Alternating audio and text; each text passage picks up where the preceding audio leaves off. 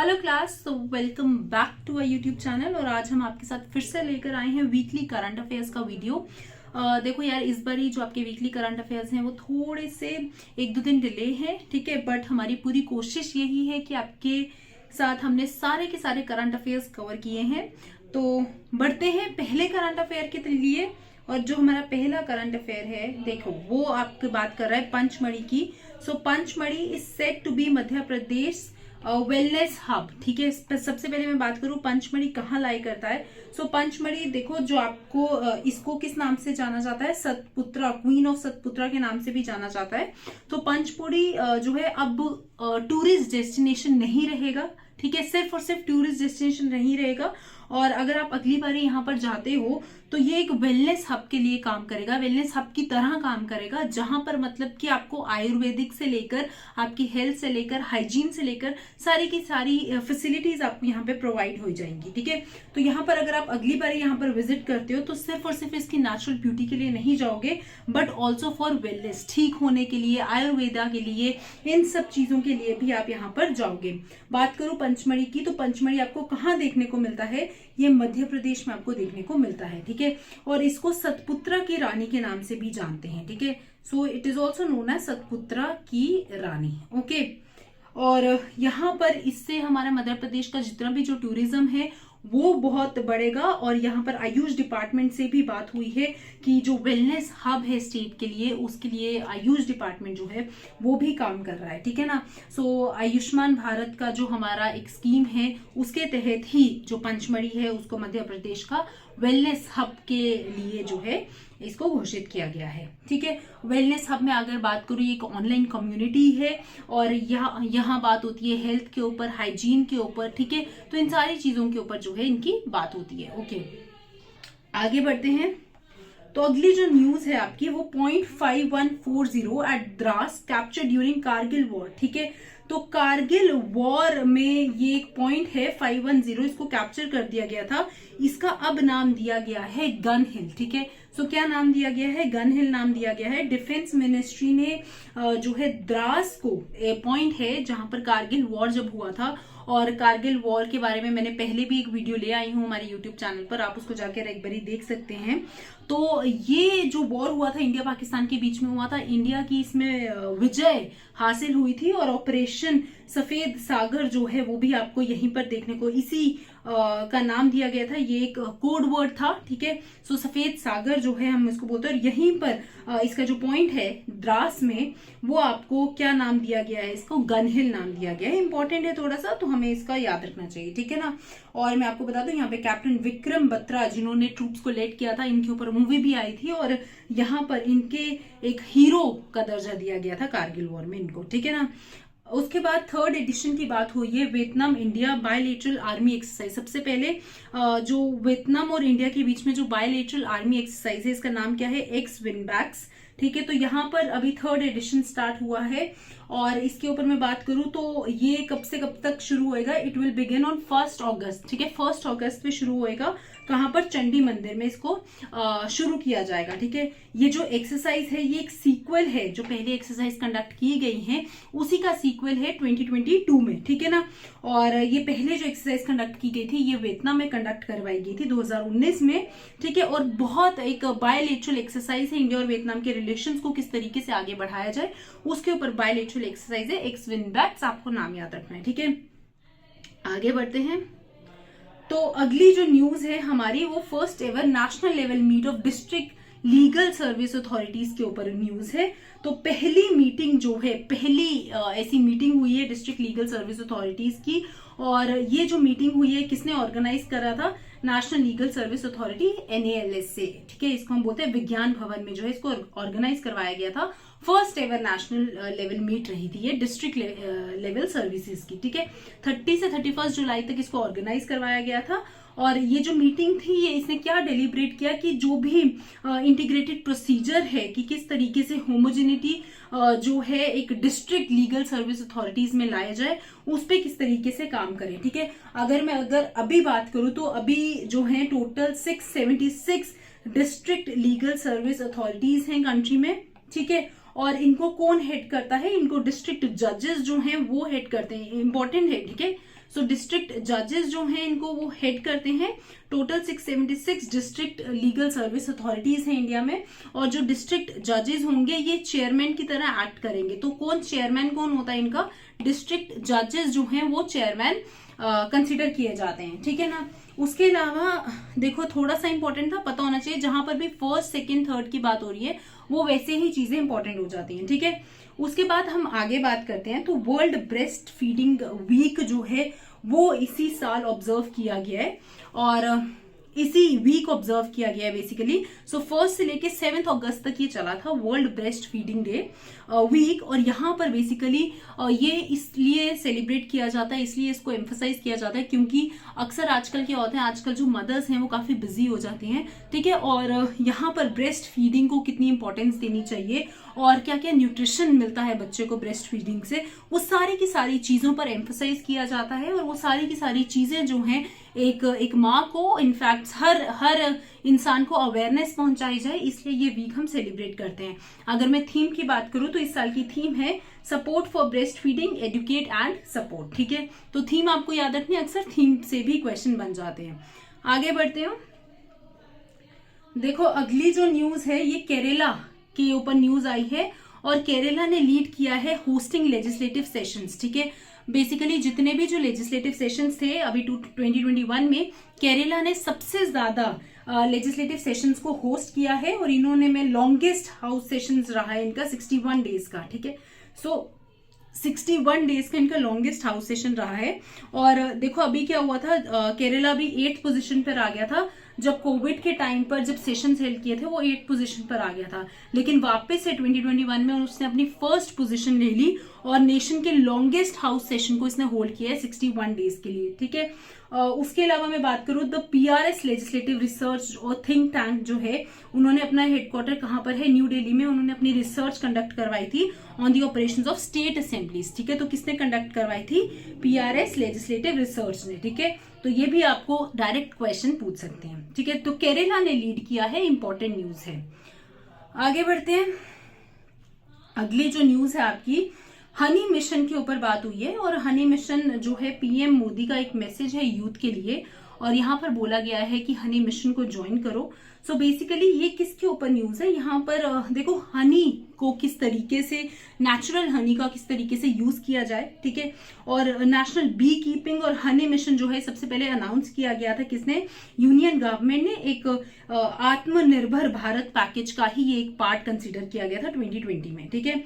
ये जो स्कीम थी इम्प्लीमेंट किसने करी, नेशनल बी बोर्ड NBB, और उसके अलावा इसको 3 साल के लिए अप्रूव किया गया है फ्रॉम 2020 टू 2023। तो यहाँ पर हनी मिशन के ऊपर बात करी गई है, और हनी मिशन क्यों सेलिब्रेट किया जा रहा है, सो दैट ज्यादा से ज्यादा हनी जो है अगर हम प्रोड्यूस कर रहे हैं तो उसका किस तरीके से यूज हो सकता है, ठीक है, उसको किस तरीके से आगे जो है हम उसका प्रोडक्शन ज्यादा कर सकते हैं, और उसको डेली लाइफ में यूटिलाइज कर सकते हैं, बिकॉज उसके ऊपर एजुकेशन, उसके ऊपर awareness, and honey is very beneficial to health as well as to the society, ठीक है। तो इस वजह से हनी मिशन जो है वो स्टार्ट किया गया है, और ये किसके अंडर स्टार्ट हुआ है, आत्मनिर्भर भारत पैकेज के अंडर जो है इसको स्टार्ट किया गया है।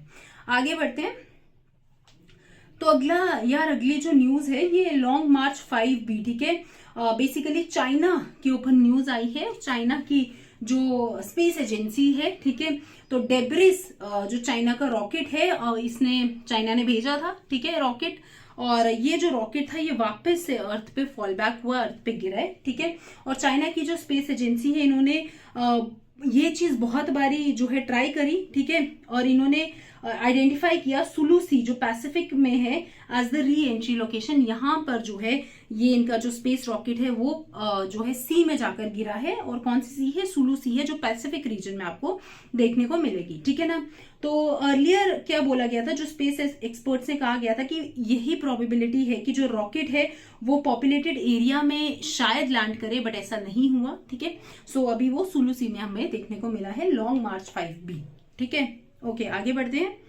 अगला जो न्यूज है, रशिया ने इनवाइट किया है इंडिया को for the 7th eastern economic forum, जो कि हेल्ड होएगा 5 to 8 सितंबर के बीच में, कहां पे, व्लादिवोस्टॉक, ठीक है। तो व्लादिवोस्टॉक जो है आपको रशिया से बिल्कुल एंड में जो है आपको देखने को मिलेगा। साइड पर जापान आपको देखने को मिलेगा, इसी के साथ टच होता है नॉर्थ कोरिया और उसी के साथ है साउथ कोरिया। उसके अलावा यहाँ पर चाइना का बॉर्डर इसके साथ टच होता है, ठीक है। तो रशिया ने इंडिया को 7th ईस्टर्न इकोनॉमिक फोरम में इनवाइट किया है, ठीक है, जो कि 5 से 8 सितंबर के बीच में होगा, ठीक है।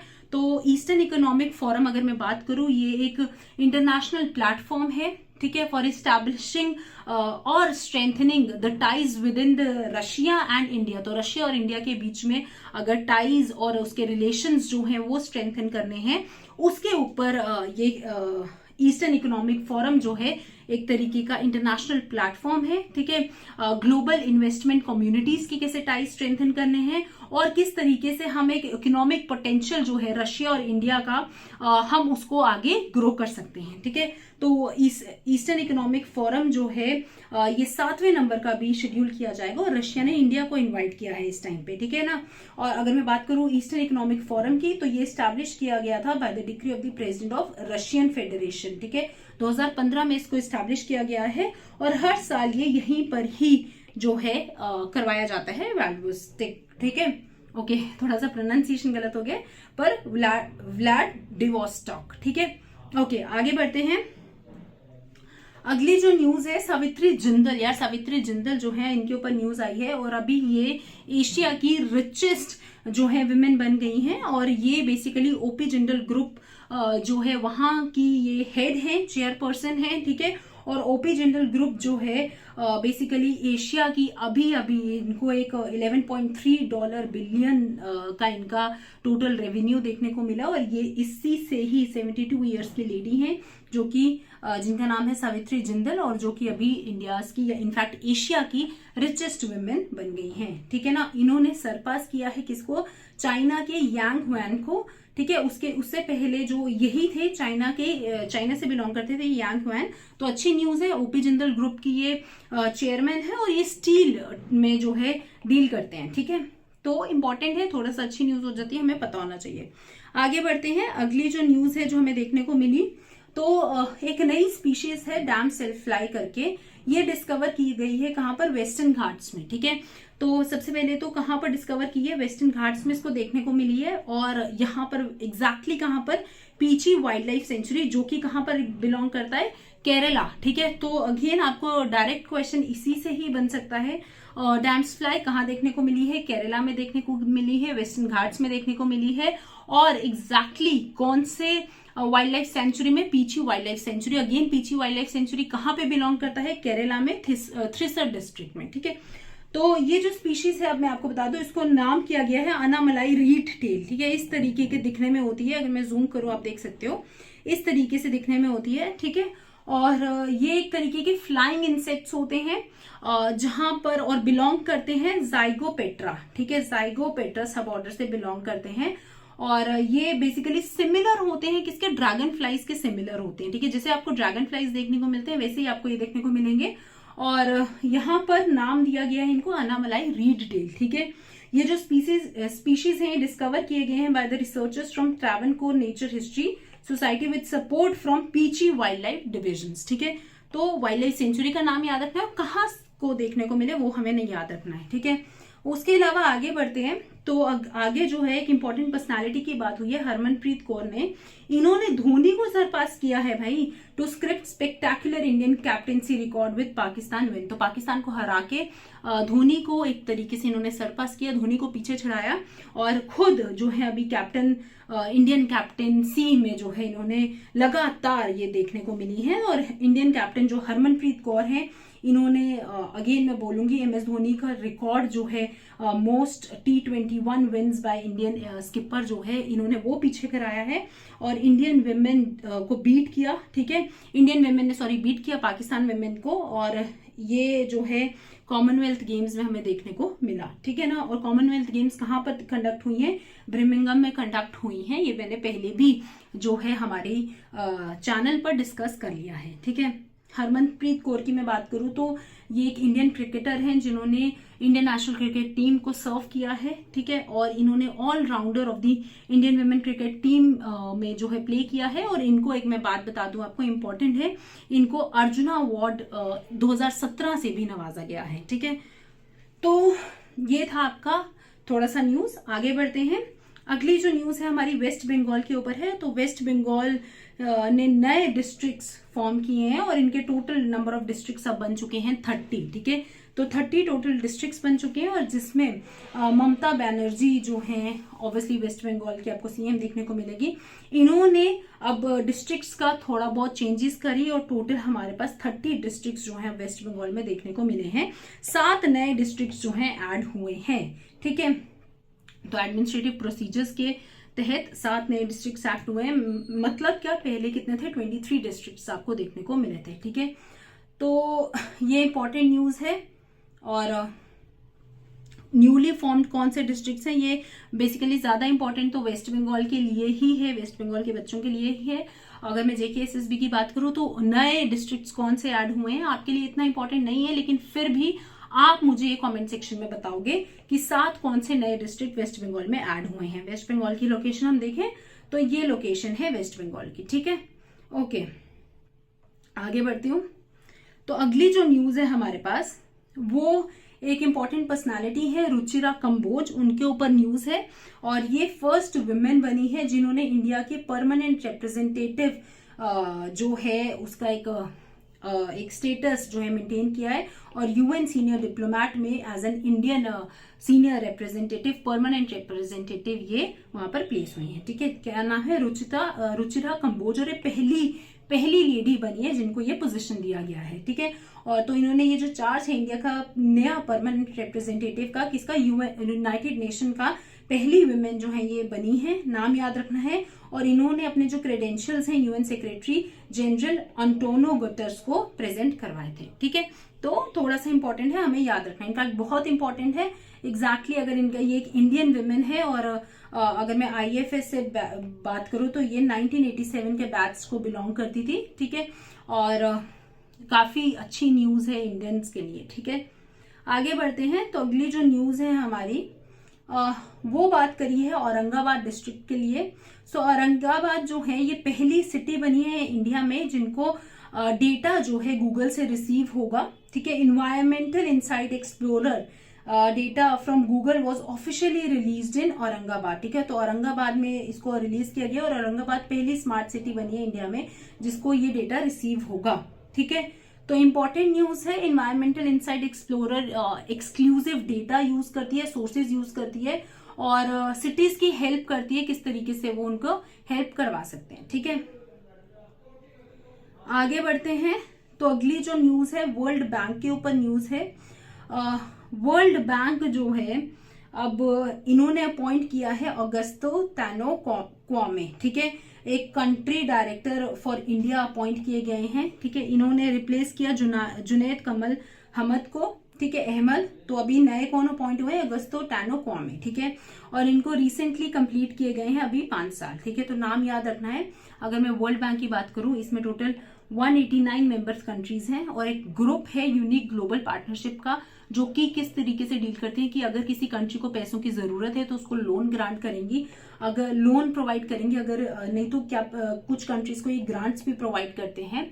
मैं अब बात करूं लोन और ग्रांट की, तो लोन क्या है, लोन वो है कि अगर आपने किसी को पैसे दिए हैं तो इंटरेस्ट पे वापस आएंगे। ग्रांट एक तरीके से गिफ्ट हो जाता है, पैसे दिए तो चले गए, ठीक है। तो वर्ल्ड बैंक जो है लोन भी प्रोवाइड करता है कंट्रीज को जिनको जरूरत है और ग्रांट्स भी प्रोवाइड करता है, ठीक है। तो और स्पेशली हेल्प करता है कि किस तरीके से पॉवर्टी को इरेडिकेट किया जा सके वर्ल्ड से और बाकी के जो भी नेशंस हैं उनकी मदद करेगा, ठीक है। तो यहाँ पर अभी जो अपॉइंट हुए हैं ऑगस्टे टैनो क्वामे कंट्री के डायरेक्टर, इंडिया के जो डायरेक्टर जो हैं अपॉइंट किए गए हैं, ठीक है। तो ये कुछ इंपॉर्टेंट न्यूज थी, आप इसको एक बार ही देख सकते हो। अगेन ये जो PDF है हमारे ऐप पर आपको अवेलेबल होगी, ठीक है। आप हमारा ऐप जो है वो हमारे डिस्क्रिप्शन बॉक्स में लिंक होगा, आप उस लिंक पे जाकर ऐप डाउनलोड कर सकते हैं। प्ले स्टोर पर भी अवेलेबल है और आपको ये ऐप स्टोर पर भी अवेलेबल होगा। तो ये जितना भी पीडीएफ है करंट अफेयर्स का, ये आप हमारे ऐप स्टोर पर जाकर इसको अवेल कर सकते हैं। ठीक है, ओके, आगे बढ़ते हैं। तो joint ballistic missile defence exercise की बात हो रही है, साउथ कोरिया, यूएस और जापान। तो साउथ कोरिया, यूएस और जापान के बीच में बैलिस्टिक मिसाइल डिफेंस एक्सरसाइज हुई है, वो इसी वीक कंडक्ट करी जाएगी। कहां पर?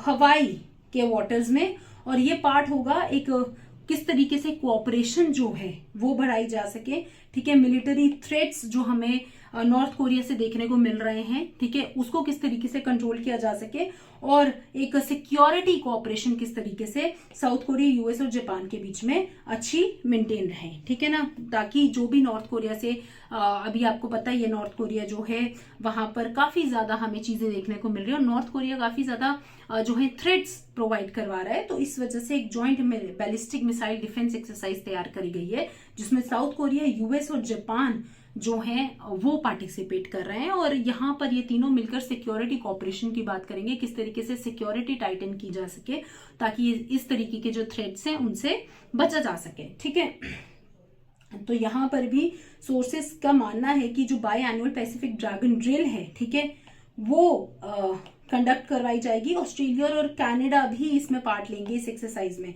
तो by annual Pacific dragon drill के बारे में बात हो रही है, जिसमें ऑस्ट्रेलिया और कनाडा भी इस एक्सरसाइज में पार्ट लेंगे। ओके, आगे बढ़े। तो अगली जो न्यूज है international north south transport corridor के ऊपर न्यूज है। ये एक मल्टी मोडल ट्रांसपोर्ट कॉरिडोर है जो कि 2000 में एस्टैब्लिश किया गया था।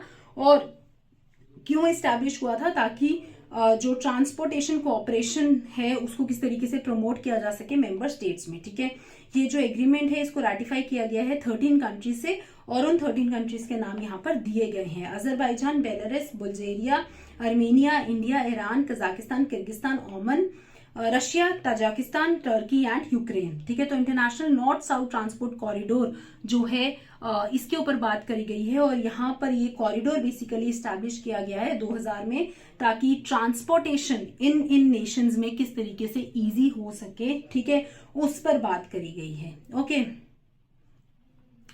उसके अलावा मैं बात करूं तो अगली जो न्यूज है इंडियन एयरफोर्स के ऊपर न्यूज है। ये अभी पार्टिसिपेट करेंगे, एक एक्सरसाइज है पिच ब्लैक में। किस से रिलेटेड है? इंडियन एयरफोर्स से रिलेटेड है। क्वेश्चन आ रहा है नेवी से रिलेटेड है या किसी और से रिलेटेड है, तो एयरफोर्स से रिलेटेड है। अभी पार्टिसिपेट करेंगे कहां पर? ऑस्ट्रेलिया में पार्टिसिपेशन होएगा। यहाँ पर जो इंडियन एयरफोर्स है वो ज्वाइन करेगा बाकी के 16 अदर नेशंस को। ठीक है, जिसमें हमारे क्वाड पार्टनर कंट्रीज भी होंगे।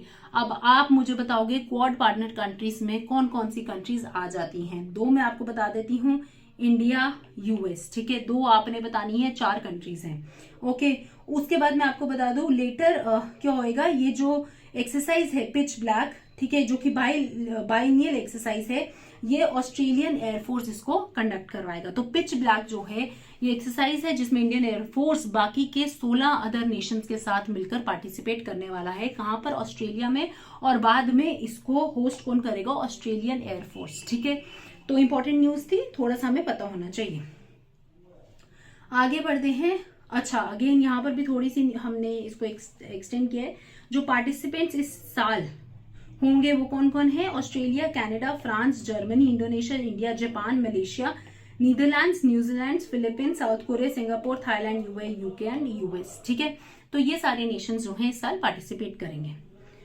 ओके, अगली जो न्यूज है आपकी वो हमने बात करी है बांग्लादेश के रेलवे मिनिस्टर मोहम्मद नूरुल इस्लाम सुजैन की। इन्होंने क्या बोला है? इन्होंने बोला है जो खुलना मोंगला रेलवे लाइन है वो ऑपरेशनल, वो अभी यूज में कब से आ जाएगी?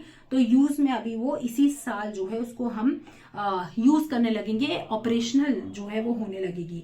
मोंगला खुलना रेलवे लाइन जो है ये गवर्नमेंट ऑफ इंडिया ने फंड करी है। ठीक है, और ये जो खुलना मोंगला रेलवे प्रोजेक्ट है ये पार्ट है लाइन ऑफ क्रेडिट जो कि इंडिया ने बांग्लादेश को एक्सटेंड किया था 2010 में। तो इंडिया बांग्लादेश के रिलेशंस हमेशा से अच्छे रहे थे और बहुत ही बेसिकली बांग्लादेश जो था पहले पार्ट ही था इंडिया का। ठीक है, देन आफ्टर 1905 जो पार्टीशन ऑफ बंगाल होता है तो उसको अलग किया जाता है। ठीक है, तो यहाँ पर 1971 में बांग्लादेश को इंडिपेंडेंस मिलता है। तो इन सब के बाद बांग्लादेश और इंडिया के जो रिलेशंस हैं वो वैसे भी काफी अच्छे हैं, मतलब हिस्ट्री इस चीज का है। तो यहाँ पर खुलना मोंगला जो रेलवे लाइन है वो इंडिया ने ही जो है फंड किया है, ठीक है। और वो इसी साल से 2010 में उसको फंड किया गया था, लेकिन इसी साल से जो है वो ऑपरेशनल होएगा, ठीक है।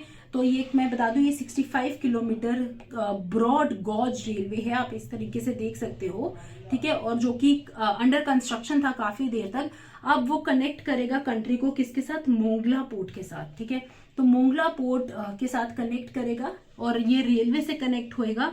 ये काफी हमारे लिए भी, हमारी कंट्री के लिए भी बेनिफिशियल है इस तरीके के जो प्रोजेक्ट्स हैं, ठीक है ना। तो आगे बढ़ते हैं। ओके, सो बढ़ते हैं अगली न्यूज के लिए।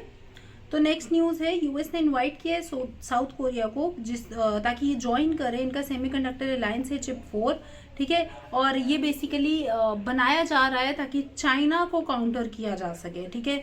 तो यूएस ने किसको इनवाइट किया है, साउथ कोरिया को, अपने semiconductor alliance which is chip 4, ठीक है। तो यूएस लेड चिप 4 जो है एक स्ट्रैटेजिक अलायंस है जिसमें 4 ग्लोबल चिप पावर हाउसेस जो हैं वो इंक्लूडेड हैं, और उसमें साउथ कोरिया, जापान और ताइवान भी इंक्लूडेड है, ठीक है ना। तो यहाँ पर अभी यूएस ने फिलहाल साउथ कोरिया को इनवाइट किया है, उसके अलावा जापान और ताइवान और यूएस जो है इसमें आपको देखने को मिलेगा। तो चिप 4 में 4 नेशंस कौन कौन से हैं, यूएस, ताइवान, साउथ कोरिया और जापान। और ये चारों जो है इस तरीके सेमीकंडक्टर अलायंस तैयार कर रहे हैं ताकि चाइना को काउंटर किया जा सके, ठीक है। ये जो पार्टनरशिप है ये व्यू की जाएगी बाय बीजिंग, ठीक है। और एक कॉम्पिटिटिव स्टेप इसको कंसिडर किया जाएगा जो कि एम करेगा कि किस तरीके से आउस्ट किया जाए, निकाला जाए फ्रॉम सेमीकंडक्टर वैल्यू चेन्स, ठीक है। तो सेमीकंडक्टर की क्या वैल्यू है, क्या उसकी एडवांटेजेस हैं, तो उस तरीके से किस तरीके से उसको निखारा जाए। तो ये सारी की सारी अलायंस उसी लिए है, specially to counter the China. Okay, आगे बढ़ते हैं। अगली जो न्यूज है वो हमारी कैलिफोर्निया के ऊपर न्यूज है। तो कैलिफोर्निया ने डिक्लेयर किया state emergency on Monday to address a monkey pox, ठीक है। तो मंकी पॉक्स आउटब्रेक जो अभी देखने को मिल रहा है वर्ल्ड में, जहां पर इंडिया में भी इसका केसेस आए हैं। मंकी पॉक्स की एक फुल वीडियो हमने अपने यूट्यूब चैनल पर लेकर आए हैं, आप उसको जाके एक बारी देख सकते हैं। वहां पर हमने डिटेल में सारी चीजें कवर करी हैं मंकी पॉक्स से रिलेटेड। तो यहाँ पर ये जो स्टेट है ये basically making the state the third in 4 days to elevate its public health response to rapidly spreading disease। तो बेसिकली ये थर्ड स्टेट बनी है अभी यहाँ पर कैलिफोर्निया, और यहाँ पर आपका नेशनल आउटब्रेक देखने को मिला है किसका, मंकी पॉक्स का। बात करूँ मंकी पॉक्स की तो यार मंकी पॉक्स एक डीएनए वायरस है, ठीक है। और यहाँ पर ये इस तरीके से आपको स्प्रेड होता दिख रहा है, ठीक है। इस तरीके से बंजेस देखने को मिलेंगे बॉडी पे, ठीक है। और ये जो वायरल डिजीज है ये हमारा कंफर्म हुआ है मई 2022 में, ठीक है। इनिशियल क्लस्टर्स जो इस केस के आए थे वो सबसे पहले यूके में हमें देखने को मिले थे, ठीक है। और यहाँ पर पहला केस जो हमें देखने को मिला था यूके में वो 6 मई 2022 को देखने को मिला था, ठीक है। आगे बढ़ते हैं। अगला जो न्यूज है यहाँ पर इंटरनेशनल बुकर प्राइज के बारे में बात हुई है, टूम्ब ऑफ सैंड, ठीक है। ये बुक है जो किसने लिखी है, गीतांजलि श्री ने लिखी है। एग्जैक्ट आपसे बुक के नाम डायरेक्ट पूछे जाएंगे, ठीक है। और ट्रांसलेट किसने करी है, डेजी रॉकवेल ने। इनको 2022 इंटरनेशनल बुकर प्राइज का अवार्ड दिया गया है ट्रांसलेटेड फिक्शन के तहत, ठीक है। तो किसने लिखी है, गीतांजलि श्री ने, ठीक है। टूम्ब ऑफ सैंड की बात हुई है। यहाँ पे टूम्ब ऑफ सैंड की मैं बात करूँ तो ये फर्स्ट बुक है जो कि ओरिजिनली रिटन मतलब किस में लिखी गई है, इंडियन लैंग्वेज में इसको लिखा गया है। और पहली बुक है जिसको इंटरनेशनल बुकर प्राइज का अवार्ड दिया गया है, ओरिजिनली इसको रिटन है ये इंडियन लैंग्वेज में। और फर्स्ट नॉवल है जिसको ट्रांसलेट किया गया है हिंदी से to be the recognised by the award, ठीक है। तो पहली बुक है जिसको हिंदी से आगे ट्रांसलेट किया गया है, और पहली बुक है जिसको इंटरनेशनल बुकर प्राइज अवार्ड दिया गया है इंडियन लैंग्वेज में, ठीक है ना, दैट मीन्स हिंदी में। ओके, उसके अलावा मैं बात करूं मेतनाम जो है ये फर्स्ट इंडियन स्पोर्ट्स डॉक्यूमेंट्री है जो अभी आपको देखने को मिलेगी। तो इस तरीके की डॉक्यूमेंट्री है फर्स्ट इंडियन स्पोर्ट्स के ऊपर। यहाँ पर जितने भी एलीट लिस्ट हैं जो ग्लोबल स्पोर्ट्स की डॉक्यूमेंट्रीज हैं वो इसका पार्ट बनेंगी, स्पेशली फीफा प्लस के जो ओरिजिनल्स हैं, ठीक है, जिन्होंने ये इस प्लेटफॉर्म पे जो है अपना पार्टिसिपेशन दिखाया है, वो सारा का सारी जो उसकी कहानी है वो हमें यहाँ पर देखने को मिलेगी। तो पहली इंडियन स्पोर्ट्स डॉक्यूमेंट्री है मैथनम, ठीक है ना। मैथनम जो है एक 40 मिनट की स्पोर्ट्स डॉक्यूमेंट्री आपको देखने को मिलेगी, जहाँ पर डिफरेंट स्टोरीज जो हैं, ठीक है, on the love for football की अलग अलग स्टोरीज जो हैं, लोग किस तरीके से इसको देखते थे, और केरला में जो है ये आपको देखने को मिलेगी। ओके, आगे बात करूं, इंडियन एयरफोर्स जो है they will retire one of its 4 remaining squadrons, ठीक है। तो MiG-21 को रिटायर करने की बात करी गई है, ठीक है, और ये इसी साल सितंबर 2022 में रिटायर कर दिए जाएंगे, और बाकी के the other 3 are schedule to be phased out by 2025, ठीक है। तो MiG-21 जो है अभी उसको रिटायर कर दिया जाएगा, क्योंकि हमारे पास अभी नए जैसे रफाल हमने ले लिए हुए हैं, तो हमारे पास अभी नए जेट एयर फाइटर्स आए हैं, ठीक है। तो इसीलिए हम इसको अभी जो है रिटायर करने वाले हैं, ठीक है। नेक्स्ट 5 इयर्स में हम 3 स्क्वाड्रंस जो हैं, 4 स्क्वाड्रंस बेसिकली अपने रिटायर करेंगे, और अभी जो है MiG-29, तो ये जो मिग एयरफोर्स जो MiG-21 है ये 1963 में हमें देखने को मिला था, और इसने जो है जैसे कि सफ़ेद सागर जो कारगिल 99 में आपको वॉर देखने को मिली थी, उसमें भी MiG-21 का हमें काफ़ी रोल देखने को मिला। तो ऑपरेशन ऑफ इंडिया पाकिस्तान, यहाँ पर भी इसने काफ़ी ज़्यादा जो है काम किया है, ठीक है। इसरो अंडरटेक, अगली न्यूज़ देखो, अगली क्या न्यूज़ है, इसरो अंडरटेक करेगा the maiden flight of its newly developed small satellite launch SSLV on August 7, ठीक है। तो हमारी SSLV की जो फ्लाइट है मेडन जिसका नाम है, उसको कब लॉन्च किया जाएगा, 7 अगस्त को उसको लॉन्च किया जाएगा, ठीक है। SSL जो है एक रॉकेट है जो कि डिज़ाइन किया गया है सैटेलाइट्स को ऑर्बिट करने के लिए, और ये 500 kg से कम में वेट करता है, ठीक है, लो अर्थ ऑर्बिट में, और 300 kg to sun synchronise orbit में ये वे करता है, ठीक है। 3 स्टेज लॉन्च व्हीकल है, और ये कॉन्फ़िगर किया गया है 3 सॉलिड प्रोपल्शन स्टेजेस से, ठीक है। तो ये एक जो है आपको इतना ज़्यादा नहीं हमें याद रखना है, एक मेडन फ्लाइट है जो अभी इसरो ने अंडरटेक किया है, और ये अभी नया अपना SSLV लॉन्च करेगा August 7 को, ठीक है। उसके अलावा आगे बात करें तो इंडिया ने 10 और वेटलैंड्स जो हैं वो डेजिग्नेट किए हैं एज रामसर साइट्स, बहुत इंपॉर्टेंट है, ठीक है। और अभी टोटल रामसर साइट्स हमारे पास 64 हो गई हैं, ठीक है। और इसमें अभी एरिया कितना कवर किया गया है, तो 12,50,361 हेक्टेयर्स जो है कंट्री में इन्होंने एरिया कवर किया गया है। तो टोटल अभी हमारे पास 64 रामसर साइट्स हो गई है, ठीक है। 10 नई रामसर साइट्स कौन कौन सी है, 6 तो तमिलनाडु में है, एक गोवा में, एक कर्नाटका में, एक मध्य प्रदेश में, एक उड़ीसा में। तमिलनाडु में सबसे ज़्यादा मैक्सिमम साइट्स आपको देखने को मिली है रामसर की 6, ठीक है। इंडिया जो है एक कॉन्ट्रैक्टिंग पार्टीज है रामसर कन्वेंशन का, जिसने रामसर ईरान में जो है कन्वेंशन साइन किया था 1971 में, और वहीं से रामसर साइट्स का हमें ये सिलसिला देखने को मिला है, और इंडिया ने इसको साइन किया था 1 February 1982 में। तो रामसर कन्वेंशन जो है 1971 में इंडिया ने साइन किया था, और यहीं से रामसर साइट्स बेसिकली क्यों देखने को मिलते हैं, और रामसर साइट का दर्जा क्यों दिया जाता है कुछ साइट्स को, ताकि उसको किस तरीके से कंजर्व किया जा सके। कुछ ऐसी इंपॉर्टेंस होती है कुछ वेटलैंड्स में, ताकि उनको हम आगे जैसे सस्टेन करना है और किस तरीके से उसको ग्रो करना है, तो उस पर काम किया जाए, ठीक है ना। उसके बाद यहाँ पे बात करूँ, इंडिया ने डेजिग्नेट किया 5 नई रामसर साइट्स को wetlands of international importance under the Ramsar convention, जिसको कन्वेंशन ऑन वेटलैंड्स भी बोला जाता है। तो नई रामसर साइट्स जो इंडिया में इंक्लूड हुई हैं, इसमें 3 वेटलैंड्स हैं जो कि तमिलनाडु में देखने को मिलेंगे, एक मिजोरम में और एक मध्य प्रदेश में आपको देखने को मिलेगा। तो तमिलनाडु, मिजोरम और मध्य प्रदेश से हमें 3 वेटलैंड्स देखने को मिलेंगे। यहाँ से रामसर साइट्स का जो टोटल नंबर था वो 54 हो गया। अर्लियर रामसर साइट्स का नंबर 49 था, लेकिन अभी जो है 10 और रामसर साइट्स ऐड की गई हैं, तो टोटल नंबर कितना है 64 है। पहले 49 था, फिर 54 हुआ, और अब कितना है 64 है, ठीक है। उसके अलावा मैं बात करूं, मध्य प्रदेश गवर्नमेंट ने सेल ऑफ महुआ लिकर जो है वो अलाउ किया है in bars of MP tourism corporation, ठीक है। ये लोकली इसको ब्रू किया जाएगा as a part of tribal empowerment drive, ठीक है। तो महुआ लिकर कहाँ देखने को मिलेगी, मध्य प्रदेश में, ठीक है ना। तो ये थोड़ी सी इंपॉर्टेंट न्यूज़ है, हमें पता लगना होना चाहिए, ठीक है। इसको मैन्युफैक्चर किया जाएगा बाय 2 सेल्फ हेल्प ग्रुप्स, ठीक है, और ट्राइबल मेजोरिटी डिस्ट्रिक्ट्स कहाँ पर, दिंदोरे और अलीराजपुर में, ठीक है। ये जो ब्रांड नेम है Mond has been suggested by Alirajpur locals, ठीक है। उसके अलावा मैं आगे बात करूं, इंडियन नेवी की गाइडेड मिसाइल है फ्रिगेट INS तरकश, ठीक है। और INS तरकश के बारे में अगर बात करी जाए, ये मैरीटाइम पार्टनरशिप एक्सरसाइज है, ठीक है।